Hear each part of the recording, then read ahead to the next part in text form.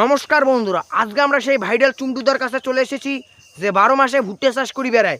তো ভুট্টে চাষ করার বিষয়ে আমরা আজকে উনার সাথে কিছু কথা কমু। তো আমার ভিডিও খানাত বনিয়ে রইয়ে, তো চলো গোবিন্দর কাছে আমরা চলে যাই, ভুট্টে বাড়ি কেন তোমাকে দেখাই চলো।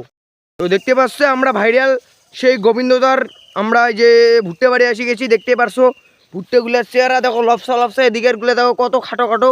এই দেখো ভুট্টে বাড়ি কেন, চলো গোবিন্দদার মুখত কিছু শুনি নিমু এই বিষয়ে ভুট্টে আমরা কীভাবে চাষ করে এত বড় বড় হয়।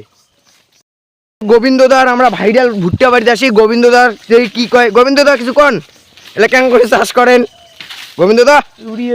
ইউরিয়া দিয়া এই যে 12 মাসে যে তোমরা চাষ করেন, এটার বিষয়টা কি? এটা কেন করে চাষ করেন?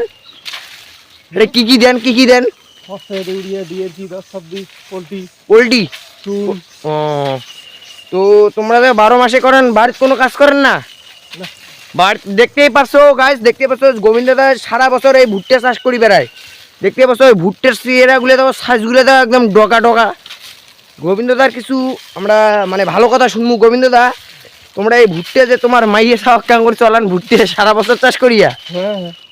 ও দেখতে পাচ্ছ গোবিন্দদার মানে গোবিন্দদা কিন্তু এদের কাছে এসে আমাদের খুব ফুল সাপোর্ট করেছে। তো গোবিন্দদা তোমরা যে কি জানি কন, আর এটা কি সিঁড়ি লাগছেন? এটা কি সার সিঁড়ি লাগছেন? ও গোবিন্দদা, এটা কি সার সিঁড়ি লাগছেন? ইউরিয়া? খালি কি ইউরিয়াই মারেন?